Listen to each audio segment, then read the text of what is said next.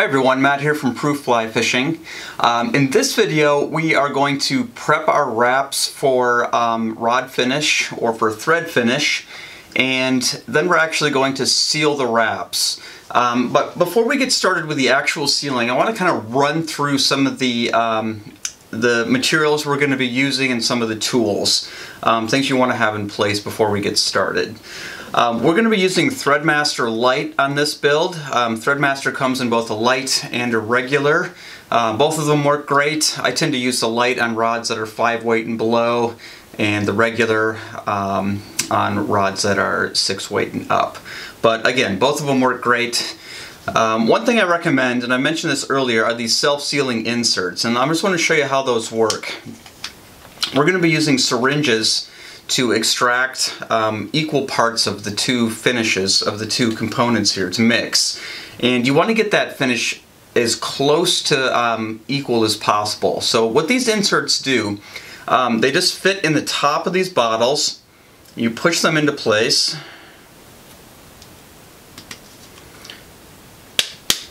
And you just got to kind of push them down as hard as you can. And when they're installed, what you have then is an airtight, watertight seal. So you can flip the bottle upside down. You let all the air that's in that bottle rise to the top.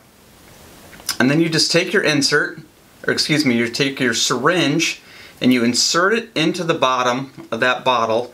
And now you can extract that rod finish without any air, and you can get a perfect amount without any mess. So in this case, I'm going to pull 2 cc's out of this bottle, and then I'm just going to put it right into this plastic cup, and then we're going to do the same for the other bottle. Threadmaster usually has a foil seal. Just remove that and then push your insert in place,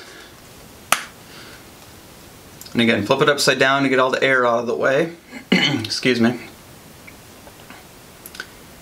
Insert your syringe, and regardless of how much you use, just make sure it's exactly the same as the last one. Just like that.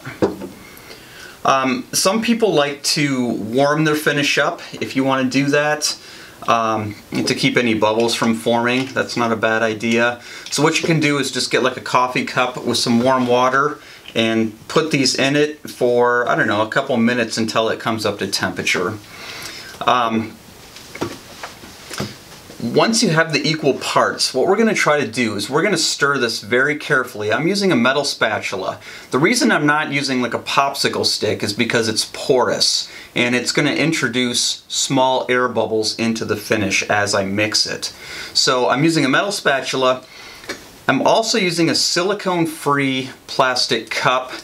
The syringes are silicone-free, the brushes are silicone-free. What happens if you get silicone in the mix is it interferes with the finish and how it cures. You can get shimmers, you can get what are called fish eyes in it. It just doesn't look nice. So at all costs, avoid silicone when it comes to thread finish. When we start mixing, we've got the 2 parts in there. I tip the cup, and then using the spatula, I kind of come underneath the mixture. And the reason I'm doing that is because I'm minimizing air bubbles by not traveling through the center of it. So I come through the bottom, and I lift up, come through the bottom, and I'm going to do this. I'm going to mix this for 2 minutes. And if you get a little air bubbles in there, it's not going to be a big deal. We can get rid of those later, but do your best to minimize the amount of air bubbles when you mix it. So a good mixing, you can rotate that cup a little bit, and after 2 minutes of constant mixing, your finish should be ready to go. If you do get air bubbles in there, again, don't worry too much about it. We're going to deal with those a little bit later if they happen to transfer onto your wraps. But that's all there is to mixing thread finish. In a minute, we're going to do a close-up, and we're going to show you how we apply that to wraps.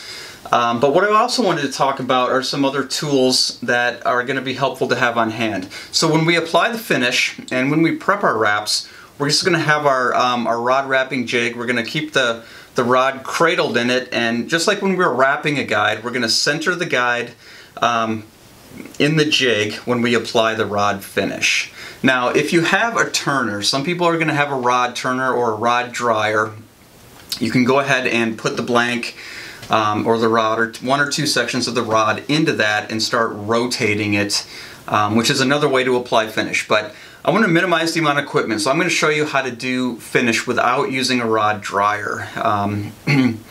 So what you'll want to do too is have a thread burnisher handy. We're going to use that, and I'll show you again in a close-up how to polish the thread, make sure it's nice and smooth, and then if there are any bumps, if like a tag end of the thread is sticking through, we'll deal with that after the first coat of thread finish is on, so you don't have to worry too much about that at this point. So just make sure you have everything you need all set. You've got your jig set up or your rod turner, you've got your rod. In a minute we're going to show you how to prep those wraps, and then after everything's ready, that's when you actually measure out your thread finish and get it mixed up. And depending on temperature, this finish will stay good for, I don't know, 8, sometimes 12, 15 minutes. And then it'll start to thicken up on you a little bit, and you'll want to mix up a new batch. Just because you won't get a nice, it'll stop self-leveling, you'll get kind of globs that'll go on, and it just won't look good on your wraps. It also won't release air in the event that there are some bubbles. So we're going to switch to a close-up, and we're going to walk you through sealing thread. And your first rod, first couple rods at least, don't worry about getting it perfect. Chances are your edges aren't going to be perfectly crisp on the, where the thread meets the blank, or on the other side underneath the guide foot. But on this first rod, we're learning, so just make sure you get good coverage. Chances are, once you fish this rod a couple times, you'll forget all about it. You'll never notice, no one else will ever notice, and with time and with practice, you'll be able to kind of clean those wraps up and your finish will improve. So let's switch to a close-up and show you how to apply thread finish.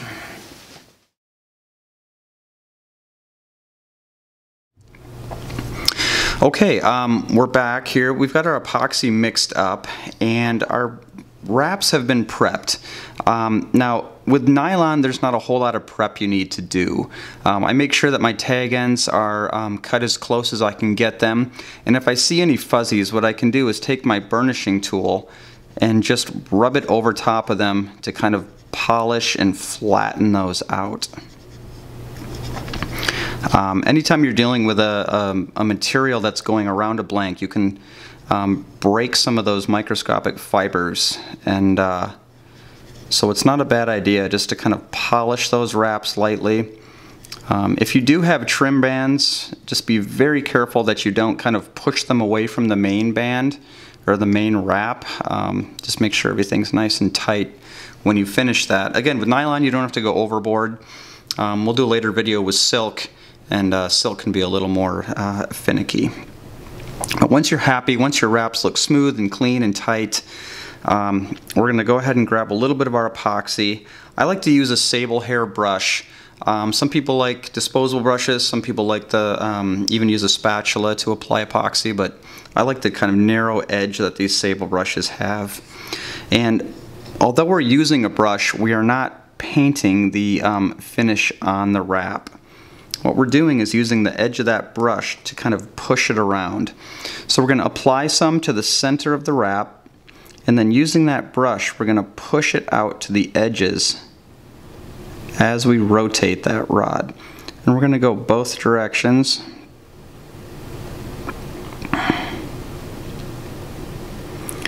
Again, we're just using the brush to push the finish around. Finish is kind of like dubbing in some ways for those of you who tie. The tendency when you're starting off is to use way more than you actually need. So a couple thin coats is what we're going for. What we want to avoid is a wrap that has an excessive amount of epoxy on it, such that when it's dry, it looks like a football. We want a nice, tight, narrow finish on these guides. So again, you can see I'm just kind of putting small dabs in the center of finish, and then I'm pushing those out to the edge of the wrap.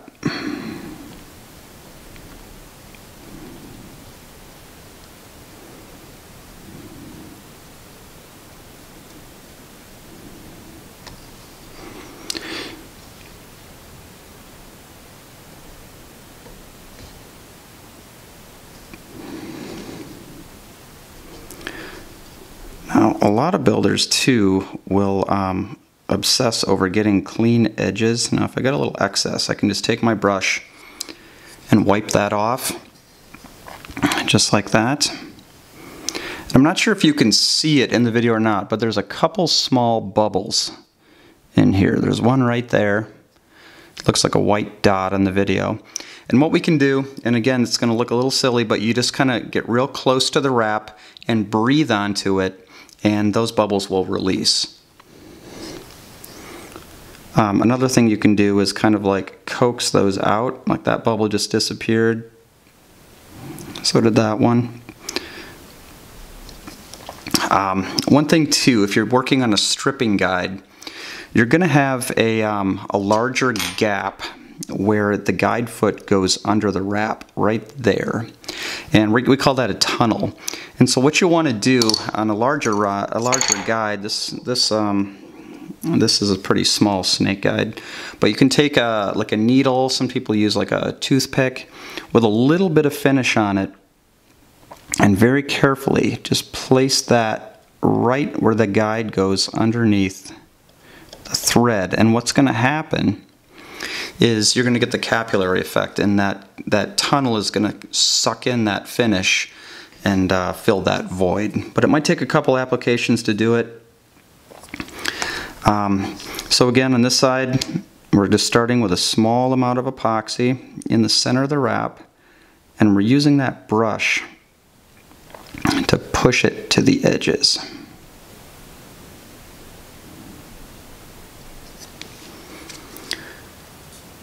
Some builders like to go onto the blank a little bit too.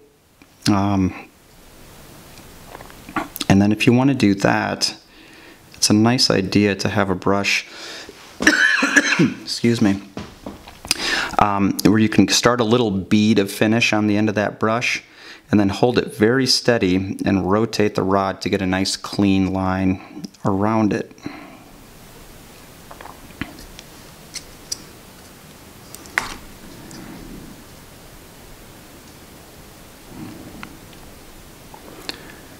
So again, just dealing with small amounts of finish here. And as we go, we're just spreading it out and adding more as needed.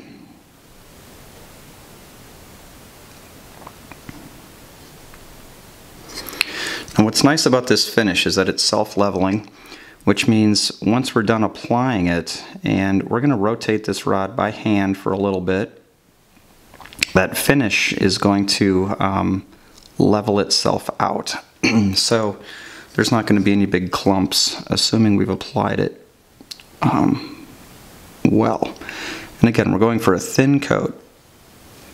When I'm done, I like to kind of pull off any excess like that. Excuse me. So there we go. And again, if you have any microscopic bubbles, just get real close to that wrap and breathe onto it as you rotate it, and those bubbles will release. So once you get these guides done, once you have everything finished, and it might take a couple pots of finish. You know, this stuff will only last, depending on temperature and humidity, 8, sometimes 12, maybe a few more minutes. Once it starts to thicken up such that it doesn't go on easy, you'll notice it. Go ahead and mix up a new pot, and don't be afraid to use multiple batches of finish to coat one rod. But once everything's done, you can leave it right in your rod wrapping jig, and then set a timer for 15 minutes, and every 15 minutes we're going to do a quarter rotation. And then 15 more minutes, another quarter. Just like that with the whole rod.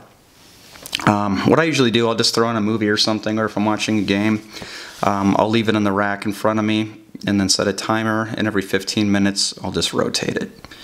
And you want to do that for around 2 hours. Again, it's going to depend somewhat on temperature as far as how long it takes that epoxy to set. But what's nice is that you have your container of epoxy that you can kind of test with a toothpick or something. And you can see this stuff is fresh and it's running off the toothpick.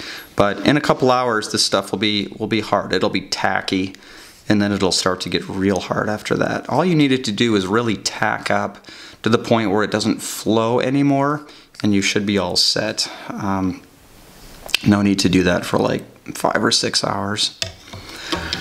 One of the last things I wanted to show you is once you get the rod done, now these wraps are in need of some help. I want to show you some common things that'll happen. Now you might get your wrap done and the next day you pick it up and you run your finger over it and you feel something kind of sharp or a lump there. What's happened, more than likely, this one's kind of an exaggerated thing. You can see it on the bottom there. There's that thread that I left badly uncut right there. So if you have a tag end, even a small one sometimes will get stuck in that epoxy and form like a little lump. So what you want to do is take your razor blade and you can come in there and try not to, don't cut the main wrap, but just come in and shear off that lump and a little bit of the finish that's around it. And this one's kind of a mess. I did this wrap to kind of show you a few problems that can arise. But just come in there and just shear that finish off just like that. And this one looks a little rough right now, but what we're going to do is apply another thin coat of epoxy over top of that, and those bumps and imperfections will just disappear on us.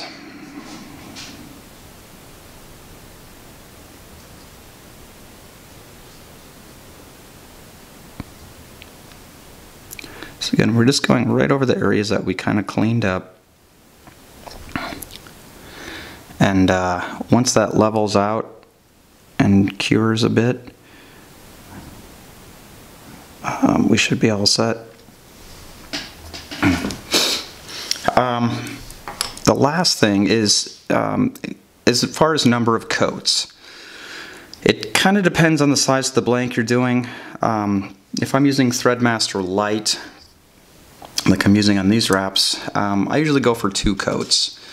You know, once you get a little more comfortable and you can work a little more finish onto the wrap, you might be able to get it done in 1 coat. But what you'll have, I like a real thin wrap. I like thin finish on my guides. And so what you'll notice when it cures is that you might see a little bit of the texture of the thread still showing through. And if that's the case, then I would apply another coat of finish. But yeah, 2 coats usually for Threadmaster Light. If you're using the regular build, you might be able to get it done in 1. But that's the basics of wrapping, or excuse me, of finishing. Again, be patient with yourself. You know, your wraps might not look perfect. The finish, this is kind of the part that most people sweat the most. But you know, do your best and try not to use too much finish. That's going to be the best advice I can give you when you're starting off. Smaller amounts, do more coats so you can control that finish. You know where it is.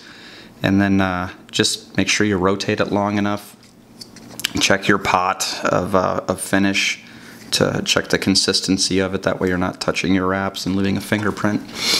But I think that's it. So in the next video, we are going to install the reel seat, and the final video after that, we're just going to talk about a few things about how to fix wraps in the event that you need to cut one off or touch it up further. So, all right, thank you.